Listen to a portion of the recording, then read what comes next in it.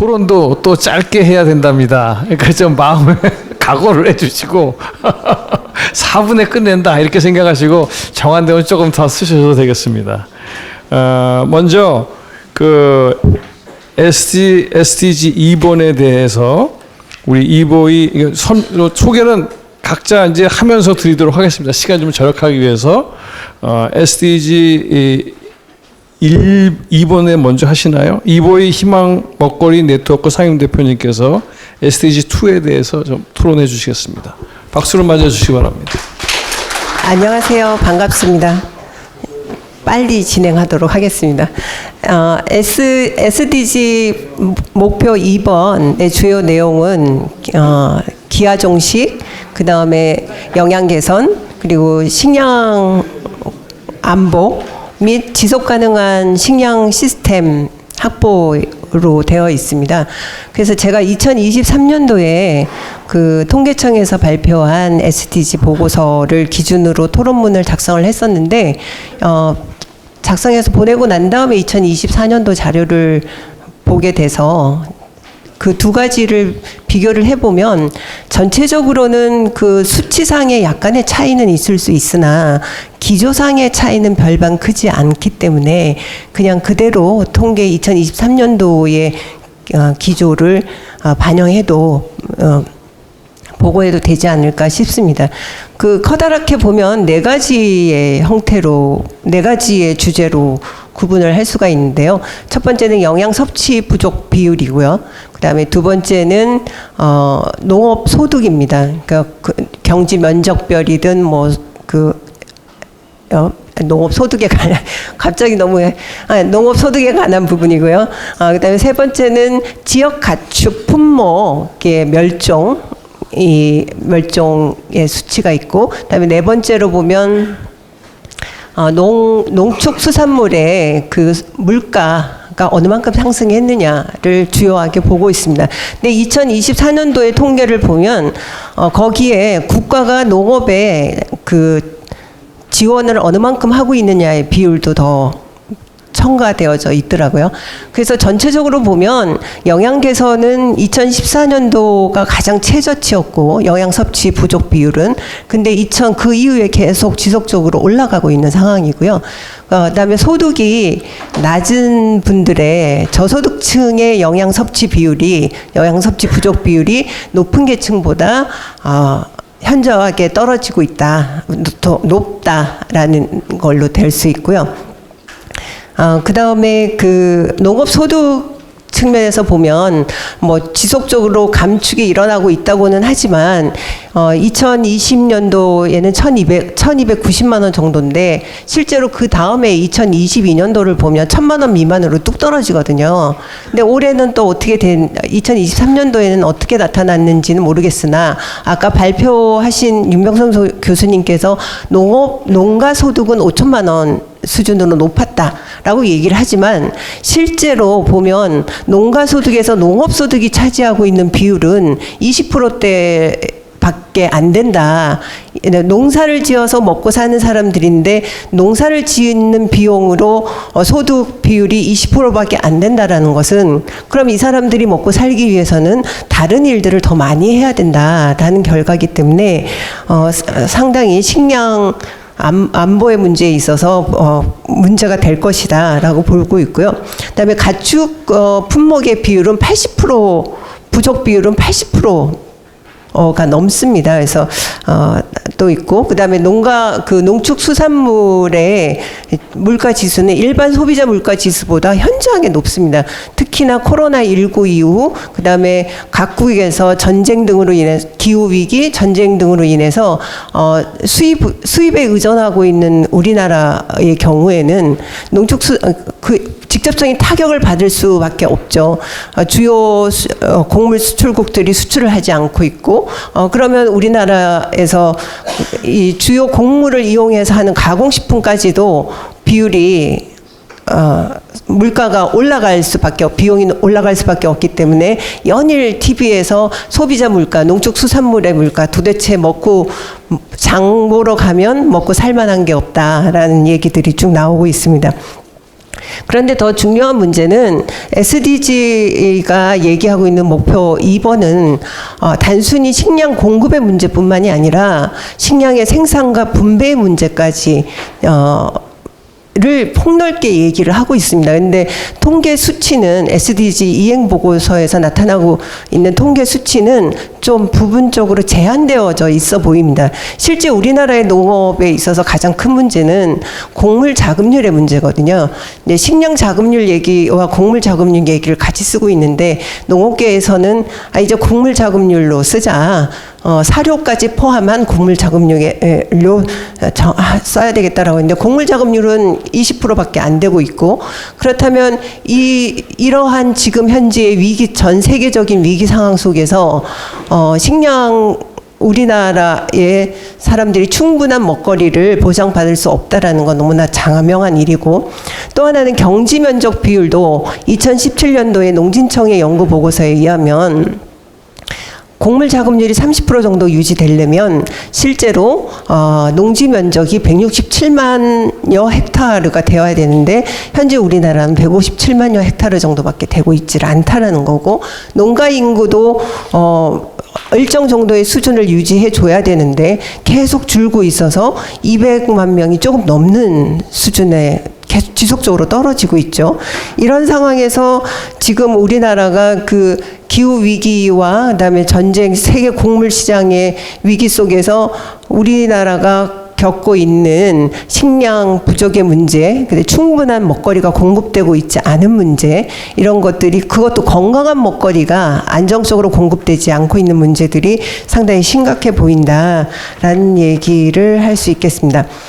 그래서 지금 농업 진영과 그 먹거리 진영이 각각의 농민기본법과 먹거리 기본법을 발의했거나 아니면 준비를 하고 있습니다. 물론 다시 국회가 바뀌었기 때문에 다시 발의를 해야 되기는 하지만 그래서 그 농민기본법에서 주요하게 다루고 있는 내용을 살펴보면 식량 자급률을 50%까지 높이자. 그러려면 우리나라 농업 인구는 500만 명, 인구의 10% 정도를 유지를 해야 되고, 그 다음에 두 번째로 중요한 문제는 적정 농지의 확보입니다. 지금 현재 공익형 직불제가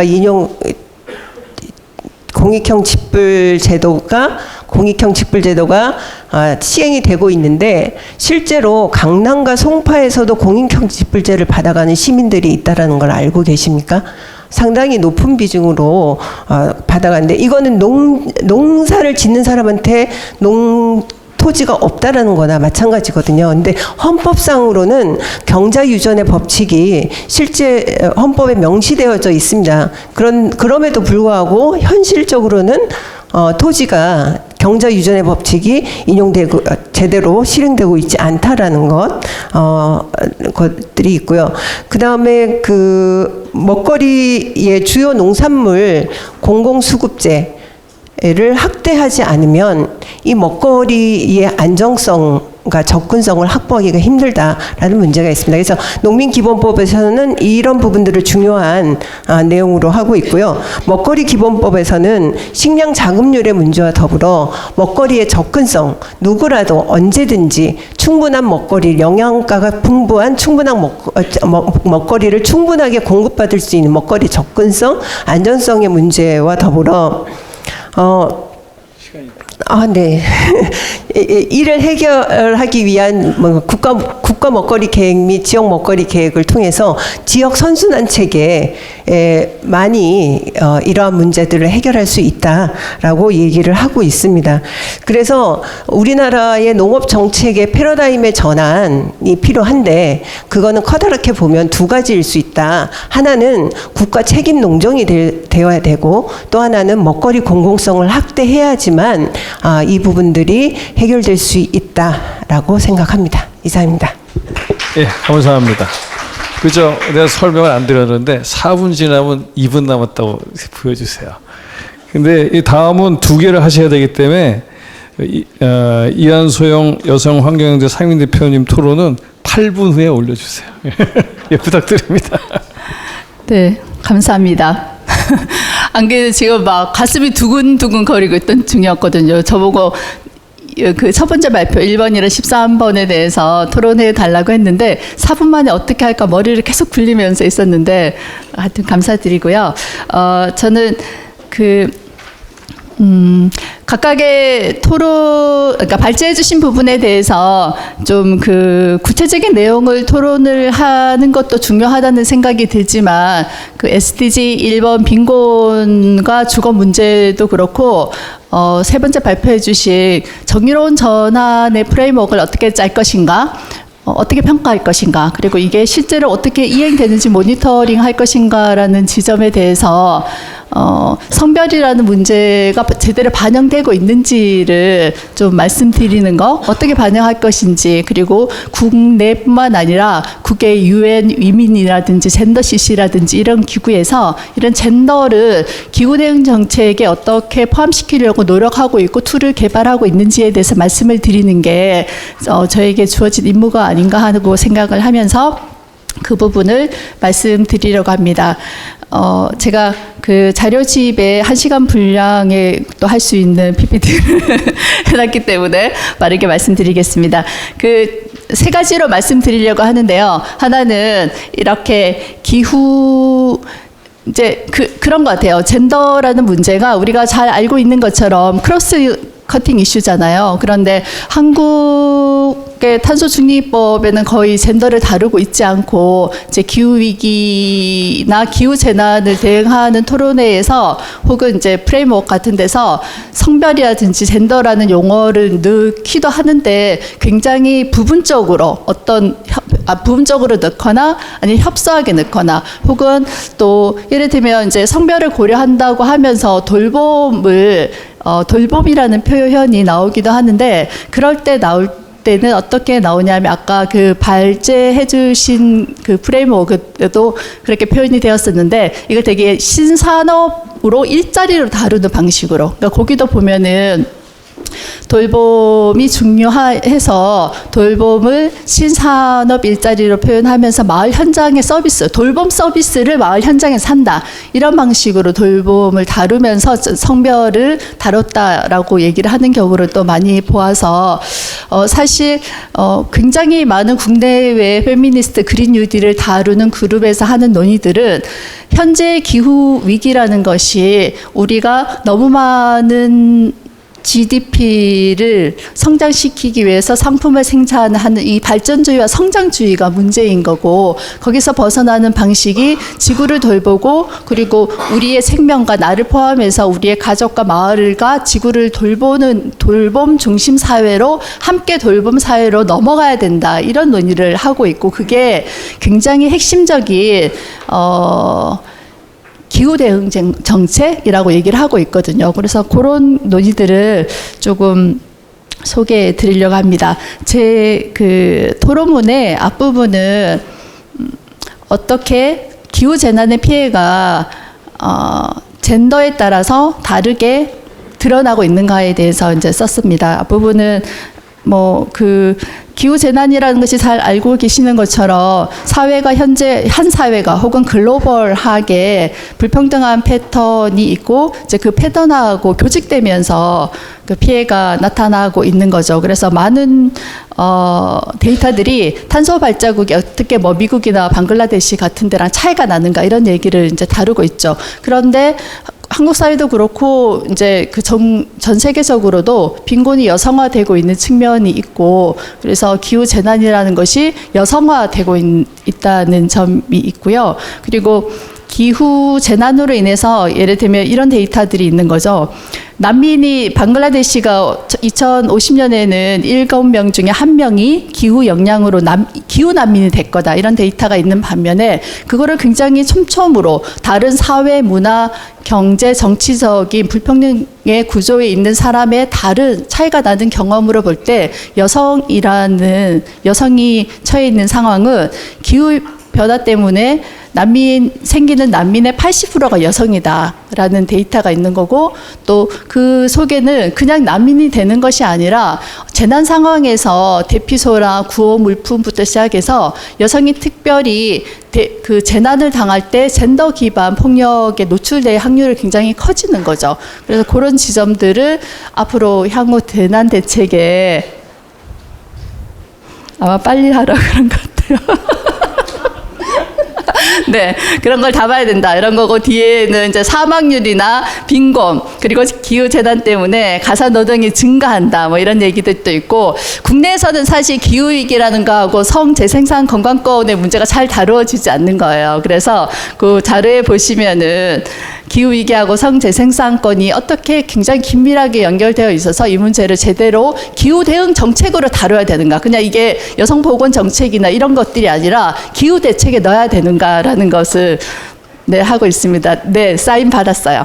네, 그래서 5번째 제 슬라이드에는 우리가 굉장히 선언적으로 얘기를 하기 쉽긴 한데, 정의로운 전환이라는 것은, 그리고 기후 정의라는 것은 노동자나 일자리나 아니면은 산업이 전환되는 과정에서 피해를 입게 되는 지역의 문제일 뿐만 아니라, 그래서 우리가 흔히 노동자, 농민, 농어민 뭐 이렇게, 아니면 석유, 화력 산업이 있는 지역의 문제 이렇게 다루는데, 거기에 뭐 성별이라든지 아니면 성적 지향이라든지 장애 여부 이런 것들이 포함될 때 정말로 정의롭고 공정한 전환이 가능하다, 교차성을 반영해야 된다, 이렇게 얘기를 할 수 있을 것 같고요. 그 다음 슬라이드에 넘어가시면 제가 요건 좀 자세히 나중에 보시면 좋을 것 같은데, 2023년에 UN 위민에서 페미니스트 그 기후 정의라는 것의 프레임워크를 어떻게 짤 것인가에 대해서 굉장히 긴 보고서를 냈었어요. 그러니까 여기서는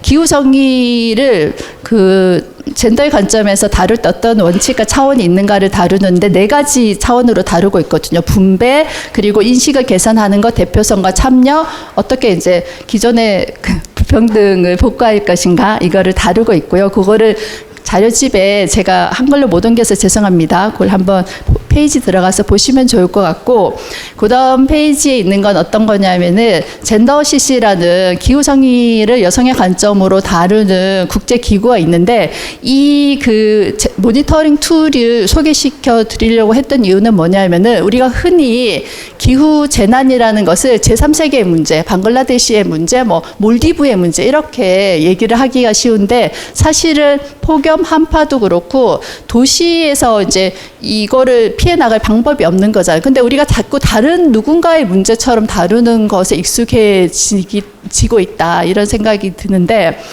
그래서 이 그룹에서는 어떻게 도시에서 기후 적응이나 완화 정책을 젠더 관점에서 다룰 것인가를 법제도 차원에서, 그리고 기후변화라는 것이 숫자로만 안 되고 실제로 영향이 굉장히 정성적으로 평가하고 모니터링 해야 될 부분이 있거든요. 그래서 그런 부분이라든지 아니면 정책의 영향이라든지 이걸 하려는 방법들에 대해서 얘기를 하고 있습니다. 제가 얼마나 남았는지 궁금한데요.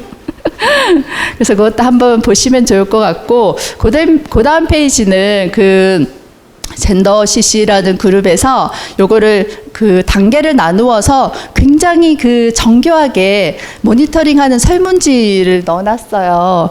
그래서 거기에 뭐 일부를 제가 소개해 드렸는데, 지표에 따라서 굉장히 이제 모니터링하는 설문지가 있고, 여기에 보면은 저는 굉장히 그 지표 2에 5번에 보면은 기후변화를 담당하는 도시의 당국이나 기관과 부처 어쩌고 저쩌고의 정기적인 상호작용이 있는가, 이런 질문이 있거든요. 그거 되게 중요한 문제라고 생각이 돼요. 이게 뭐 지금 우리나라의 기후대응 정책에 여가부가 포함되어 있지 않은 건 되게 너무 큰 문제라고 생각을 하는데, 그 포함되어 있는 부처와 포함되지 않는 부처 간의 상호작용이 있지 않으면 이렇게 크로스 코팅하는 주제를 너무 다룰 수가 없는 거죠. 그래서 이 질문이 너무 중요하다라는 생각이 들었고, 지표 8번 참여 부분에 보시면은 2번에 시민사회나 여성이나 뭐 소외된 계층 내의 성별 측면 인식하고 있느냐, 이런 질문이 있는데, 그거는 이 문제의 심각한 문제의 교차성을 다루는 질문이거든요. 그러니까 이거를 그냥 뭐 젠더만 다루고 빈곤만 다루고 주거만 다루고 직업만 다루고 이러는 것들이 아니라, 이렇게 교직하고 있는 부분에 대한 질문을 실제로 그 모니터링치에 넣어놓는 게 중요하다고 생각해요. 근데 사실은 저희도 이제 이런 그 질문을 가지고 탄소 중립법부터 해가지고 지자체에서 하고 있는 여러 이제 대응 계획들을 분석하는데 분석할 거리가 없어요. 왜냐하면 그 법안에 젠더는 표현이 하나도 없고요. 일단 두 번째는 성별 분리 통계 자체가 없어요. 그러니까 할 수가 없는데 이 질문을 넣어 놓음으로써 찾게 되는 거죠. 아, 이걸까 질문이 있는데 그럼 나는 무엇을 기반으로 모니터링 할 것인가? 그럼 통계가 없어. 그럼 통계를 요구하게 되는 그런 액션으로 이어진다는 점에서 저는 중요하다고 생각을 합니다. 그래서 뒤에 이제 뒷부분은 기후위기와 젠더의 재구성에 대해서 했고, 뒷부분은 한국에서 그러면 어떤 데이터를 기후 대응 정책의 젠더 관점으로 활용하고 반영해야 될 것인가의 사례를 제가 몇 가지 썼는데요. 아까 이제 폭염에 관해서도 사망률이 굉장히 차이가 나요. 해외에서도 차이가 나고, 이거는 20대와 70대의 1인 가구 비율의 차이이기도 하고요. 심혈관계 질환이 성비가 차이 나는 것을 이제 대책에 폭염 정책에 반영해야 된다라는 것을 보여주고 있는 거고, 아까 그 쪽방촌, 동자촌 얘기를 하셨는데 사실 이게 동일한 그 동일한 뉴스를 제가 실었는데 아파트와 쪽방촌의 그 차이에 대해서 나온 뉴스가 있지만 사실 그거를 또 이렇게 줌인해가지고 들어가 보면 그 속에 있는 여성이 처하는 쪽방촌의 폭염 현실이란 것은 되게 또 다르거든요. 그래서 옆에 정말 그 너무 더운데 밖에 못 나가는 거예요. 왜냐하면 우리 한국 사회가 너무 젠더 폭력이 심하고 성폭력, 방거리 안전이 확보되지 않았기 때문에 네, 그런 거다. 그리고 근데 이제 성별로 차이가 있다. 이런 말씀. 그리고 또 하나만 더 말씀드리고 네, 그만하라고 합니다. 그래서 그 뒷부분은 저희 여성환경연대를 포함한 공동연구자들이 2020년에 환경보건 종합계획을 성별 평가한 건데 그게 조금 구체적으로 어떻게 반영할 것인가가 있기 때문에 읽어보시면 좋을 것 같고요. 마지막 페이지도 정책 방향에 대해서 썼으니까 이것도 한번 같이 읽어보시면 좋겠습니다. 감사합니다. 네, 너무도 많이 준비해 오셨는데 시간을 못 드려서 정말 죄송합니다. 다음으로는 SDG 16번에 대해서 정영경 지속가능발전연구소 소장님께서 토론해 주시겠습니다. 예, 안녕하세요. 지속가능발전연구소 정연경입니다. 예, 저는 그 SDG 달성을 위한 전제 조건이 평화 안보와 시민 참여 보장 부분에 대한 이제 토론을 진행을 하는데요. 저는 뭐 평화 안보 쪽에 제가 전문가가 아니고 시민 참여 쪽의 전문가이기 때문에 그 부분을 중심으로 토론을 할 예정입니다. 근데 한 가지 이제 이대훈 그 대표님께서 그 토론문에 이제 작성해 주신 내용 중에서 좀 질문을 드리고 싶은 게 있는데, 이제 당연히 이제 평화는 그 지속 가능 발전의 전제 조건인데, 최근 이제 국제적인 이슈에서 이제 전쟁이 너무 발발하고 있는 상황에서 SDG 16에 그 포함되지 않은 세 가지를 지적을 해주셨어요. 군비 경쟁과 군축, 군수산업과 무기 수출 문제, 그리고 무력 분쟁과 예방, 이 세 가지가 이제 포함이 안 된 부분을 지적을 해주셨는데, 제가 이제 이 부분을 이제 포괄적인 의사결정이라는 관점에서 어떻게 이걸 공론장으로 해결을 할 수 있을까, 이제 토론문을 작성하면서 한참 이제 고민을 했는데 답이 안 나왔습니다. 그래서 제가 이 발제문을 작성하신 그 이대훈 우리 대표님께 좀 질문을 드리고 싶고요. 어떻게 이것을 포용적인 의사결정 과정을 통해서 우리 뭐 국내 이슈로도 포함할 수 있지 않을까라는 생각이 드는데, 방법에 대한 고민을 좀 말씀드리고 싶고요. 또 향후 이제 우리가 포스트 SDG를 고민하자 이런 제안도 하셨는데, 그럼 이런 내용을 의제에 어떻게 포함시킬 것인가, 이런 부분에 대한 또 의견도 말씀해 주시면 이제 감사하겠습니다. 이제 저는 이제 주로 이제 어떤 정책과 관련된 공론장이라는 부분으로 이제 주로 연구를 하고 있는데, 사실 이제 우리가 이런 평화 안보라는 것을 이제 조금 옆에 두고 이 공론장이라는 것을 다시 고민을 했을 때, 우리가 평화를 위한 방안으로 메시지라는 부분으로 회복력이라든가 역량 강화, 거버넌스, 이런 부분을 이제 발제문에서 많이 제안을 해주셨어요. 그래서 그런 부분이 결국은 그것을 어떻게 우리가 회복력을 가져가고 또 역량을 강화할 것인가, 또 거버넌스 역량을 가질 것인가, 이런 부분에 있어서 시민 참여와 이제 공론장이라는 방법이 굉장히 중요하다라는 생각을 많이 하고 있습니다. 그래서 그런 부분을 좀 간단하게 말씀을 드리면, 이제 3페이지 제가 이제 발제문 또 짧게 넘어가면, 우선은 그동안에 이제 이 지속가능 발전과 관련돼서는 이해관계자 참여의 범위가 지속적으로 이제 1992년부터 늘어났습니다.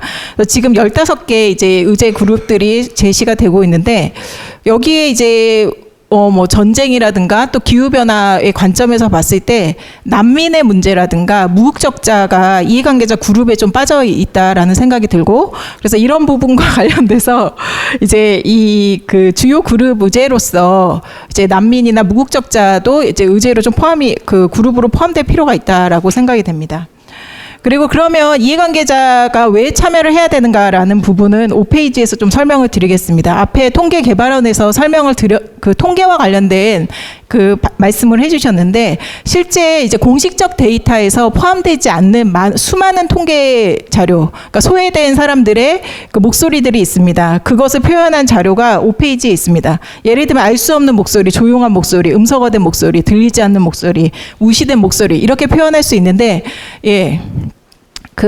예를 들어 우리가 누구도 소외되지 않는다라고 했을 때, 뭐 말씀하셨던 난민, 뭐 젠더의 문제, 그리고 주거 취약계층의 문제, 이런 자료들은 사실은 공식적 데이터에서 많이 잡히지 않는 그룹의 데이터입니다. 그렇기 때문에 이런 이해관계자 참여를 통해서 그분들의 목소리를 대변할 수 있는 방법이 굉장히 중요하다. 그런 차원에서 이해관계자 참여의 과정은 굉장히 의미가 있다라고 생각이 됩니다. 마지막으로, 시간이 없기 때문에 마지막으로 넘어가겠습니다. 9페이지입니다. 그러면 지금 오늘 말씀하신 1페이지의 뭐 주거권의 문제라든가 농업의 문제라든가 뭐 젠더의 문제, 그리고 정의로운 전환의 문제, 결국은 이 부분의 모든 것은 그 해당 문제, 그곳에 목소리를 낼 수 있는 분들이 그 정책이 만들어지는 과정에서 얼마만큼 참여해서 목소리 낼 수 있는가의 문제라는 생각이 듭니다. 그런 방법으로서 이제 포용적인 의사결정을 위한 공론장이 구현되는 것이 모든 주제에서 굉장히 중요하고, 우리가 굉장히 복잡한 난제라는 부분을 이야기했는데, 결국은 이런 문제를 해결하기 위해서 참여자 간의 어떤 대화와 토론이라든가 논쟁의 과정이 굉장히 중요해집니다. 그런 과정을 통해서 결국 거기에 참여한 참여자들은 지식을 획득한다든가 본인의 관점과 같이 행동의 변화가 일어나고 관계가 형성이 되고, 또 결과에 대한 이행력이 확보가 되면서 우리가 이야기하는 어떤 회복력이라든가 아니면 관련된 지속가능 발전의 역량이 강화될 수 있다라고 생각이 됩니다. 그래서 이런 의미에서 지금 현재 이제 지속가능 발전에 많은 공론장이라든가 의제별 공론장이 좀 활성화되는 것이 필요하다라는 부분을 제안하고 마치겠습니다. 예, 감사합니다. 다음은 SDG 17번에 대해서 한재강 발전대안 피다 대표님께서 토론해 주시겠습니다. 네. 저는 발전대안 피다라는 이제 한국 정부의 국제개발협력 정책을 감시하고 대안을 제시하는 작은 단체에 있습니다. 그 SDG 17번 신재현 센터장님이 잘 발표해 주셨는데요. 원래 SDG 17번에는 ODA뿐만 아니라 송금 문제, 투자 문제, 초고속 인터넷 문제, 또 정책 일관성, 관세 같이 SDG를 달성하기 위한 모든 이행 수단과 협력에 대한 문제가 있습니다. 그러나 뭐 이 자리에서는 역시 ODA 중심으로 좀 말씀을 좀 드리고 뒤에 좀 연결되는 부분 말씀드리겠습니다.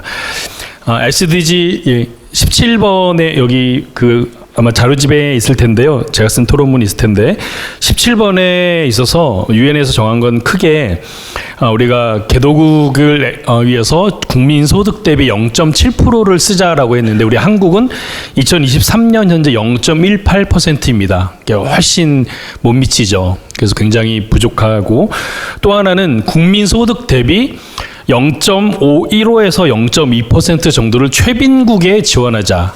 최빈국이라 하면 제가 정확히 숫자는 기억 안 나는데 한 1년 소득이 1인당 국민소득이 1,400불 이하일 겁니다. 근데 우리 한국은 얼마냐면 여기 통계청에 거기에는 없습니다. 안 나왔는데 제가 계산을 해봤는데 0.04%입니다. 그러니까 한국은 가장 가난한 나라에게 국민소득 대비 0.04%를 지원하고 있습니다. 굉장히 이제 부족하죠. 그 외에는 뭐 이렇게 파트너십의 비용을 얼마 쓰냐 뭐 이런 내용들이 있는데 이거는 사실 측정하기 어렵고 정부도 측정하기 어렵고 이 통계청에도 나와 있지 않습니다. 그럼 많이 개선해야 할 부분이 있습니다. 이상이 좀 우리 지표 중심으로 논의를 한 부분인데요. 조금 그 지표에 나오지 못한 부분을 말씀을 좀 드리면 한국이 국제개발협력 이제 한국은 매년 5년마다 국제개발협력 ODA 정책 문서를 발간합니다. 정부가. 근데 2016년에 2차 개발 이제 계획을 발표를 했는데 거기에 중간 목표로 큰 목표가 한국 정기가 안 나지만 세계 평화의 기여, 국제적 번영과 세계 평화의 기여고 중간 목표로 SDG 달성 이행에 기여한다는 게 있었습니다. 그러나 그것은 사라지고 2021년에 만든 3차 국제개발 기본 계획에 보면 SDG 얘기는 없습니다. 즉, 제가 여러 차례 확인했는데 한국 ODA 정책에 있어서 SDG는 없습니다. 정부 정책 문서에 SDG에 기여라는 건 있지만 SDG에 어떻게 우리가 기여하겠다라는 것은 없습니다. 굉장히 아마 정부 측에서 난감하실 텐데 현실입니다.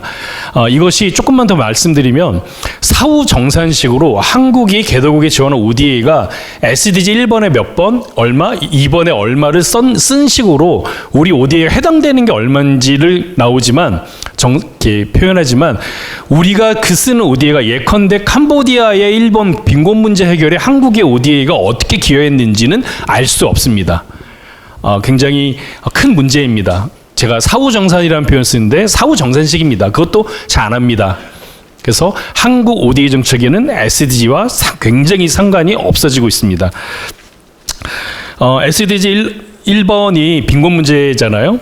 근데 올해 아까 신재현 센터장님 말씀하셨지만 5년에 한 번씩 우리가 OECD 닥에 의해서 동료 검토를 받습니다. 한국이 얼마나 잘했는지. 그런데 이번 정책 문서에 이번 보고서에 이런 표현이 있습니다. 한국의 국제개발 협력은 파버티 포커스가 되지 않고 있다는 표현을 정확히 하고 있습니다. 그렇게 6조, 4조, 6조나 쓰고 있지만 잘 모르겠다.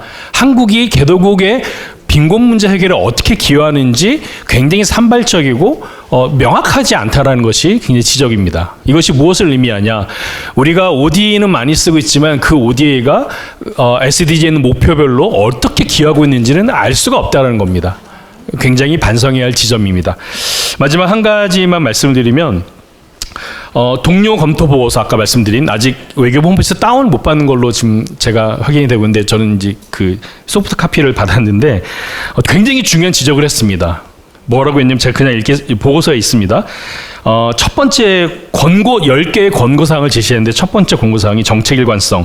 한국은 지속 발전, 가능 발전 기본법을 시행하여 지속 가능 발전을 위한 정책 일관성을 제고하여 다음 같이 3가지 시행한다. 첫째, 지속 가능 발전 국가위원회가 대내외 정책과 해당 정책이 지속 가능 발전 목표에 미치는 영향을 조정하도록 충실히 운영해야 한다. 둘째, 지속 가능 발전 국가위원회 행정계획 검토의 의무에 기반하여 국내 정책이 개도국에 미치는 초국경적 영향을 일부 핵심 분야에서 고려하도록 대응해야 한다. 셋째, 국제개발협력위원회, 이거는 ODA 쪽입니다. 국제개발협력위원회 기능을 활용하여 부처 간 정책 심의에 개발 관점을 도입해야 한다. 굉장히 중요한 기초적인 내용을 다시 한번 지적하고 있습니다. 그래서 이게 한국 ODA가 SDG 어떻게 기여하는가에 대해서 OECD 회원국이 굉장히 제너럴하게 썼지만 굉장히 창피한 문제입니다.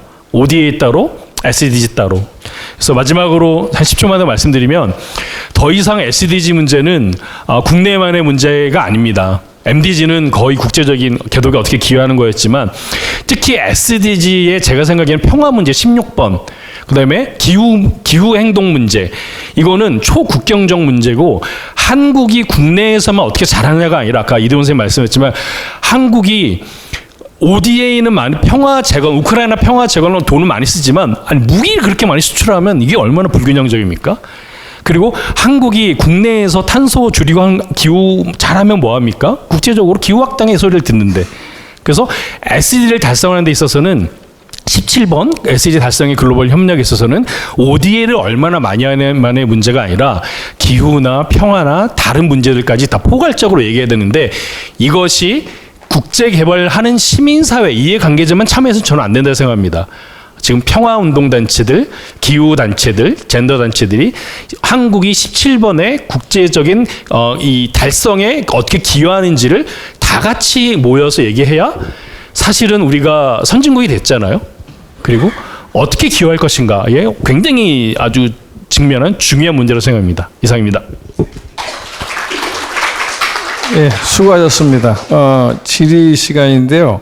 지금 질의가 여러 개가 들어와서 플로어에서는 2개 정도만 받을 수 있을 것 같습니다. 질의하실 때 어느 분한테 질의하신다고 좀 본인 소속과 누구한테 어떤 내용을 질의한다고 말씀해 주시고, 그 다음에 제가 이제 그 들어온 다른 질문과 함께 발표자분들에게 그 답을 드리면 대답하실 수 있는 것은 2분에서 3분 사이에 대답을 해주셨으면 감사하겠습니다. 네, 그러면 혹시 질문 있으십니까? 플로어에서? 예. 네, 예. 먼저 좋은 자리에 함께 하게 돼서 영광입니다. 저는 그 안양지속협 소속의 차경일입니다. 질문이라기보다는 그 전체적으로 뭐 소감 내지는 제안하고 싶은 게 한 가지 있어서 짧게 해주셔야 됩니다. 네. 그 포럼을 들으면서 조금 이렇게 생각하게 되는 단어가 몇 개 있는데, 참여 이행 그리고 정의로운 전환이라는 단어가 뭔가 거기에 좀 이렇게 집착을 하게 되는데, 참여가 안 되니까 당연히 이행도 안 되는 것이고, 정의로운 전환이 잘 되지 않으니까 이제 여러 가지 문제점들이 노출이 되는 것 같은데, 여기 계신 분들이 뭐 전체적으로 다 정부 부처가 됐든 아니면 정책적으로 정책을 입안하거나 설계하고 진행하시는 분들인데, 저는 그런 생각을 합니다. 요즘 젊은 아주 어린 친구들이 자기들도 자연사하고 싶다는 이야기들을 하고, 구체적으로 뭐 한 20년 전에 지구가 멸망할 것 같다는 그런 이야기들을 많이 합니다. 여기도 뭐 MZ세대 분들도 많이 계시고 한 것 같은데, 기성세대가 저질러 놓은 일을 가지고 왜 우리한테 이래라 저래라 하느냐. 근데 지금까지 쭉 되는 이야기들 보면 제가 봤을 땐 현상입니다. 원인이고 문제라고 생각되는데, 조금 뭔가 구체적인 대응 방안들이 조금 실천하기는 조금 용이치 않은 것들이 아닌가. 예를 들어서 국가적으로 시행하고 있는 에너지 정책이라든지, 많이 데이터로다가 앞서 발표를 하셨습니다만 주거 정책이라든가, 저는 그래서 그 진짜 정의로운 전환이 되고 참여나 이행이 되려면은 기성세대, 기득권 세대, 그리고 권력을 가지고 정책을 입안하는 분들이 실천할 수 있는 그런 신뢰를 기반으로 하는 사항들이 좀 이루어져야 되지 않겠냐. 그래서 예를 들어서 뭐 장관이나 정부 기관장들은 반지하 체험을 좀 해야 된다든가, 그리고 가솔린 기관에 차를 타지 말고 자전거를 타고 출퇴근을 한다든지, 예를 들어 상징적으로라도 그런 것들이 좀 이루어져야 뭔가 신뢰를 기반으로 하는, 여기 보면 상대가 전부 다 서민이나 일반 시민들을 대상으로 하는 것들이. 네네. 그래서 죄송합니다. 뭐 그냥 그런 정도의 제안으로 질문을 대신하고자 합니다. 감사합니다. 예, 감사합니다. 또 한 분 더 질문하실 분 있으신가요? 예.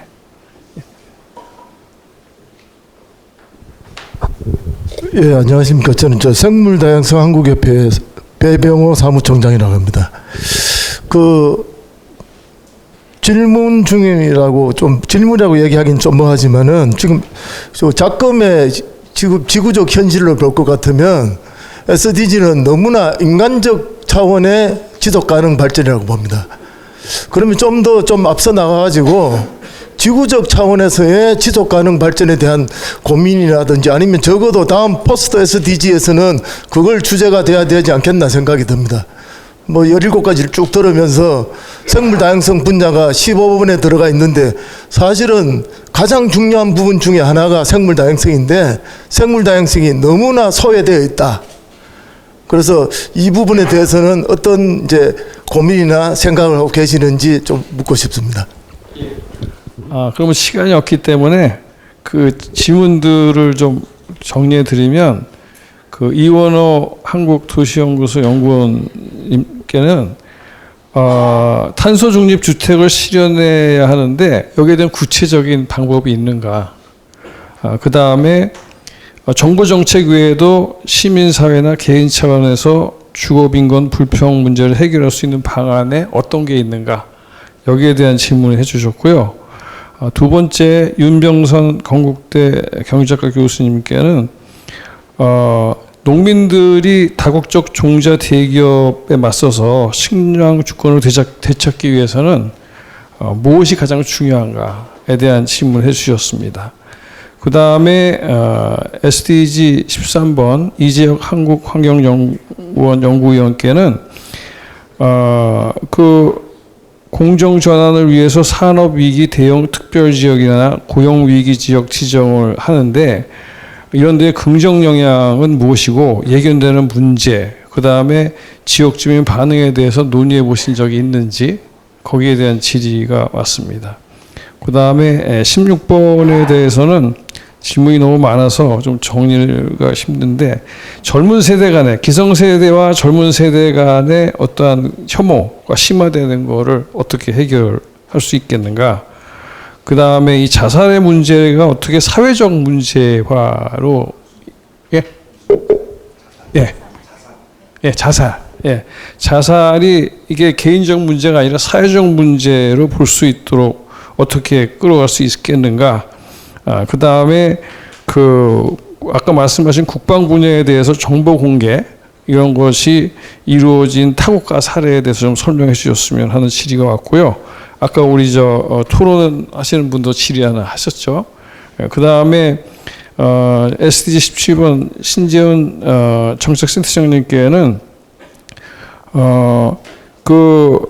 현지 시민사회가 참여하게 돼야 된다고 하셨는데, 그럼으로써 발생하는 문제가 없는지, 더 복잡해지는 건 아닌지, 이런 시민사회 단체를 어떻게 키워야 될 것인지, 여기에 대한 질의가 들어왔습니다. 그래서 첫 번째 SDG 1에 대해서 이원호 연구원님께서 먼저 예, 그 탄소 중립 주택을 늘리는 것과 관련해서 좀 구체적인 방안 질문하신 것 같은데, 일단 저는 첫 번째로는 한국에서 주택 정책과 관련돼서 주택 공급 목표를 계속 제시하잖아요. 근데 이제 전 주택 공급의 목표는 필요한데 이 몇만 호로 얘기되는 주택 공급 목표가 아니라 탄소 중립 주택을 신규 주택과 기존 주택 포함해서 몇 년에 어느 정도를 달성할지에 대한 목표 계획이 필요하다는 것이고, 또 이것을 좀 구체적으로 실현하기 위해서는 지금도 이제 매입 임대주택이라는 정책이 있는데, 기존의 주택을 공공이 매입해서 이 에너지 효율화 주택으로 전환해서 공공임대주택으로 전환하는 방식이 기후 젠트리피케이션도 예방하고 탄소 중립 저렴 주택을 확대하는 방식인데, 문제는 그러니까 우리가 이제 주거단체들이 공공임대주택 확대하라고 요구할 때 도심 내에서 가용자원도 부족하고 이것이 계속 대규모 개발을 통해서 임대주택을 늘리는 방식은 사실 기후위기 시대에 정의롭지도 않은 거잖아요. 그래서 기존의 노후주택을 공공이 적극적으로 매입해서 전환을 해야 되는데, 전 여기를 위해서는 조금 더 강제적인 조치. 근데 사실은 유럽에서 시행하고 있는 제도이기는 한데, 공공 선매권 제도라는 게 있습니다. 특정한 구역을 이 정부가 설정해놓고 그 지역에서 거래되는, 시장에 매매되는 주택은 1차적으로 정부가 매입할 수 있는 권한을 갖는, 그래서 그 정부가 매입과 협상을 통해서 정부가 매입하지 않으면 그 다음에 시장에 개인에게 거래할 수 있도록 하는 방식으로 정부가 적극적으로 그 시장에 나온 주택을 공공이 선매해서 임대주택으로 전환하는 방식들이 필요하겠다라는 제안을 좀 드리고 싶고, 시민들 차원에서 할 수 있는 방안, 이런 정책들이 좀 적극적으로 추진될 수 있도록 요구하는 게 필요할 것 같은데, 저는 기본적으로는 어쨌든 이렇게 주택을 이제 부동산으로 바라보는 것들에서 점점 더 좀 주거권 중심으로 우리가 말하고 이야기하는 것들이 좀 필요하지 않을까 생각합니다. 네. 네, 감사합니다. SDG 2에 대해서는 지금 임용선 교수님이 이사하셨기 때문에 우리 이보희 상임대표님이 좀 종자 문제에 대해서. 그 종자 문제에 대해서는 이미 2006년도에 제가 학교급식 운동을 하면서 농민들을 만나봤었는데, 한 가지 예를 들면 딸기 농사를 지으려면 일본에다가 종자 비용을 다 지불해야 되는 현재 상황인 거거든요. IMF 때 우리나라의 종자 기업들의 50% 이상이 다 팔려나갔기 때문에 일단 우리나라 자체 내의 종자 주권의 문제가 열악한 상태고 더더군다나 그나마 있는 종자도 농민에게 있지 않고 기업에 있다라는 거죠. 그러면 실제 농민이 농사를 지을 때 종자가 제일 중요한 문제인데 로열티를 지급하면서 농사를 지어야 되는 상황이 돼버리기 때문에 아마 네 그런 상황입니다. 그래서 이거 어떻게 되지? 네네. 그래서 중요한 거는 그 종자의 주권이 농민에게 갈 수 있는 방안을 마련해야 된다라는 거고요. 다음에 how 제가 농업적을 막 집중적으로 한 건 아니라서 네. 하여튼 그 방안에 대해서 고민들을 하고 계실 것 같은데 현재는 여기까지 대답을 할 수 있을 것 같습니다. 네.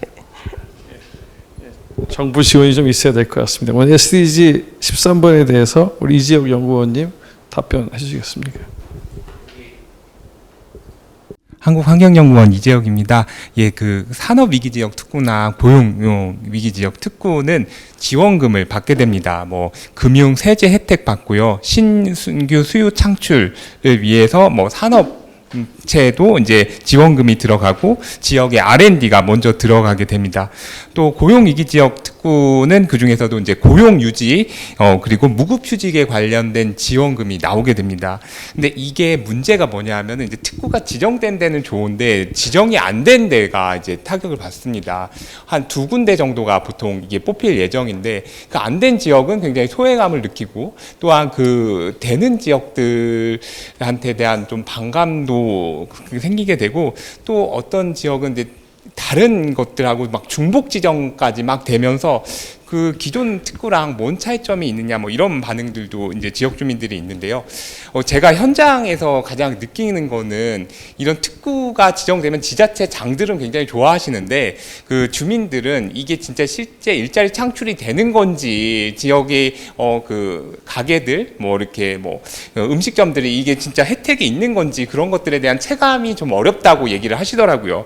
그래서 좀 그분들이 좀 확실히 체감할 수 있게 하려면 지역의 그런 특성화된 맞춤형 산업을 확실히 키워줘야 한다는 생각을 갖고 있습니다. 또 그 목포에 가보면은 이제 그 원래 조선업을 하던 곳이 이제 해상풍력 하부 구조물로 만드는 삼강 ENC가 이제 SK 나중에로 이제 넘어가긴 했지만 그렇게 하면서 지역의 일자리 창출을 어마어마하게 했습니다. 그리고 그런 업체가 원하는 것은 관련 규제 완화입니다. 그래서 이렇게 지원금을 많이 주는 것보다도 이제 규제를 완화해서 지역의 일자리를 많이 늘릴 수 있는 방안, 그런 모델들을 좀 만들어야 되지 않을까 싶습니다. 예, 감사합니다. 예. 감사합니다. 예.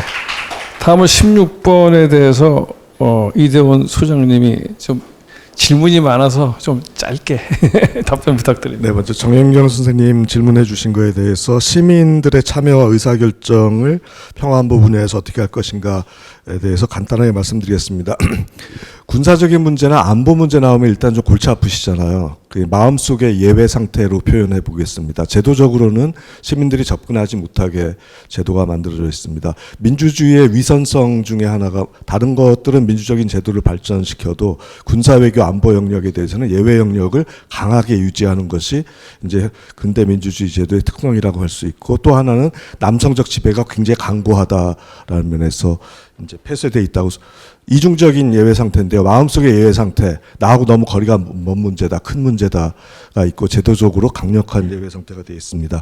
근데 저희가 그러한 제도에 대해서 도전해 본 경험이 여러 가지가 있기 때문에 거기에 참고해서 정보 공개, 권리 수립, 그다음에 협의할 수 있는 여러 가지 거버넌스를 가능한 거버넌스부터 소프트하게 계속 시도하는 그런 문제가 되겠습니다. 권리의 문제에 관해서는 이것도 저희가 굉장히 예외 상태이긴 한데요.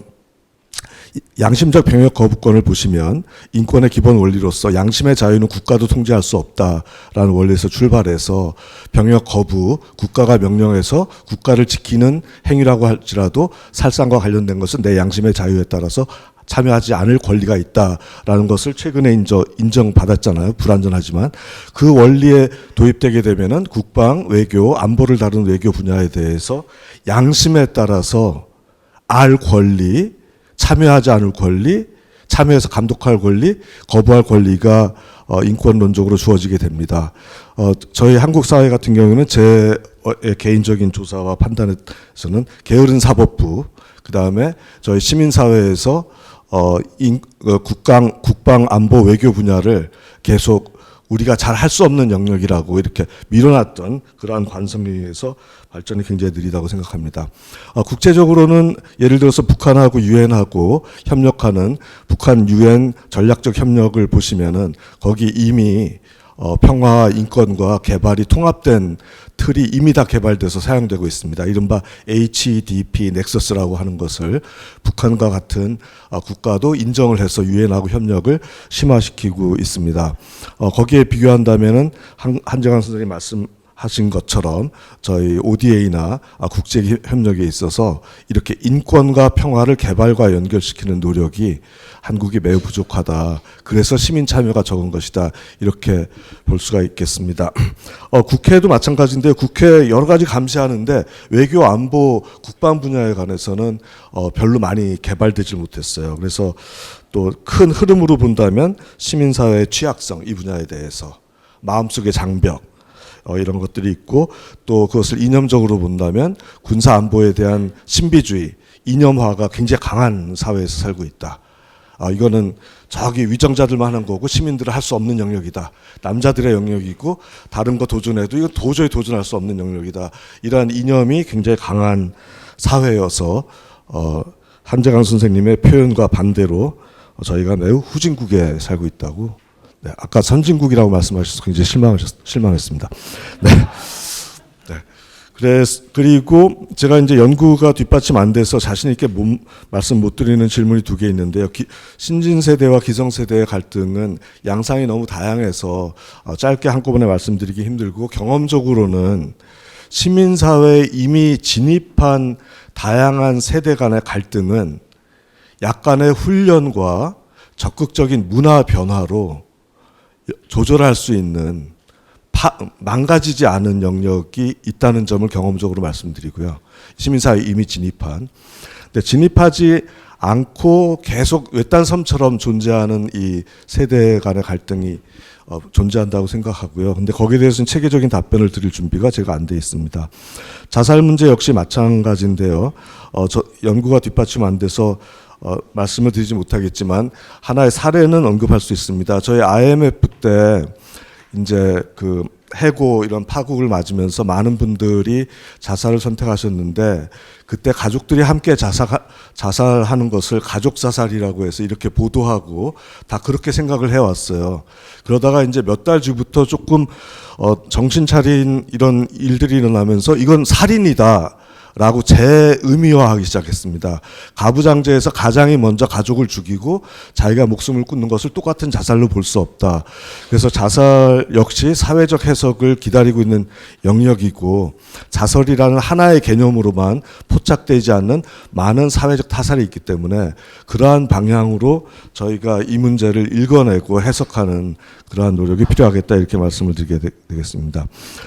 국방 정보 공개 굉장히 어려운 영역입니다. 정보 공개법이 있는데 계속해서 국가 안보를 이유로 해서 계속 제외되고 있습니다. 이 부분은 제 경험상으로는 지금 새로 구성된 국회와 시민사회가 적극적으로 협력해서 국가 안보로 제외되는 정보의 영역을 하나씩 줄여나가는 노력을 해야 되고 그 다음에 어젠다상 권위가 굉장히 높은 기후위기 대응과 같은 어젠다를 통해서 탄소 배출부터 공개해라.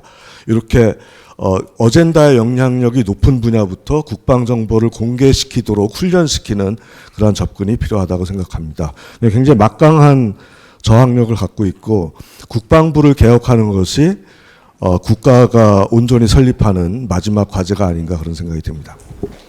예, 감사합니다. 기성세대하고 젊은 세대는 너무나 빨리 바뀌는 세상에서 서로 다른 교육을 받고 서로 다르게 살아왔는데 이걸 서로 이해하기 위한 대화가 너무 없었던 것 같아요. 그러니까 서로가 서로를 이해할 수 없기 때문에 서로가 서로에게 불신만 쌓이는 게 아닌가. 그래서 좀 대화가 좀 많이 필요하지 않은가 생각합니다. 마지막으로 우리 신재원 정책센터장님 답변 부탁합니다. 네, 저쪽을 봐야 될 것 같아요. 아, 네. 그 현지 시민사회 참여에 대한 좀 우려 이런 질문을 주셨는데, 이게 굉장히 이제 한국적인 뭐 자연스러운 사고인 것 같습니다. 현지 시민사회라는 존재가 어떤 존재인지 현지도 되게 어려운데 개발도상국 거기에 더 들어가서 현지 시민사회라는 존재를 잘 알지 못하기 때문에 이것을 어떻게 우리가 신뢰할 수 있는 존재인지, 그래서 우리가 지원하고 같이 협력할 수 있는 존재로 인식하지 못하는 부분들이 있습니다. 그래서 그것을 깨려고 하면 여러 가지 교류도 필요하고, 또 시민사회가 직접 그 현지 시민사회와 우리의 랭귀지를 통일하고 어떤 부분에서 신뢰 영역들을 구축해야 되는지를 정리하고 맞추는 작업들이 당연히 필요합니다. 근데 이제 ODA에서 보면 보통 이런 신뢰가 어디에서 일어나냐면 영수증을 잘 썼는가 이런 회계적인 영역에서 많이 일어나고, 그래서 그 역량 강화의 훈련이라는 게 회계 아니면 평가 뭐 이런 굉장히 기술적인 영역에서만 발생을 합니다.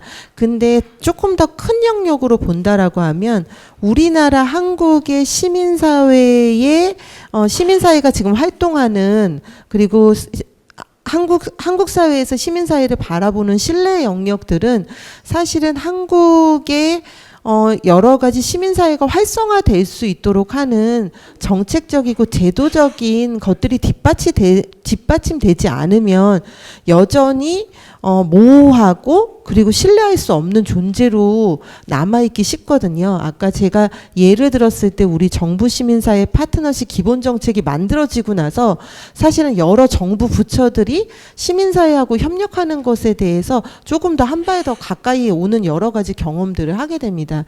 그래서 그 현지 시민사회로 다시 돌아가면 우리나라의 그러한 시민사회 활성화를 위한 정책과 제도 가 활성화되는 것처럼 현지 시민사회의 정책과 제도를 뒷받침해주고 성장할 수 있는 그러한 정책과 지원들이 많이 필요합니다. 그래서 우리의 지원이 단지 프로젝트 레벨에서 그런 회계를 잘할 수 있는 영역으로만 한정된 것이 아니라 그 나라에서 시민사회 공간을 확대할 수 있는 법적 제도적인 것들을 확대할 수 있는 영역까지를 지원하는 것으로 우리의 역량 강화 영역, 그 지원하는 영역이 확대될 필요가 있다라는 말씀으로 마무리하겠습니다.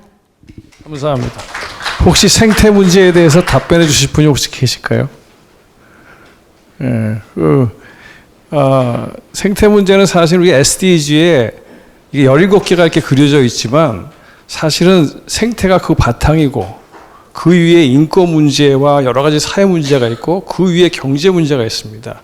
사실은 근본적인 SDGs의 기본은 지구의 생태를 보존해야지만 이 모든 게 가능하다는데 지금 17개로 나눠놓다 보니까 사람들이 뭐를 위해서 하고 있는지가 굉장히 혼란스러워진 상태다. 그래서 모든 것은 하고 있지만 이런 것들은 이 생태, 지금 가장 위기에 있는 이 생태계를 보존하는 것이다. 따라서 여기에 대한 것은 모든 분야에서도 신경을 써야 된다. 이런 말씀을 드리고 싶고요. 30초씩만, 이게 아까 얘기했었으니까 세 분이 30초씩만 얘기할 시간 드리면, 안 하실 분은 안 하셔도 되고요. 혹시 하실 분 계시나요? 예, 시간을 아껴주시네요. 예, 그럼 이것으로 마치도록 하겠습니다. 감사합니다.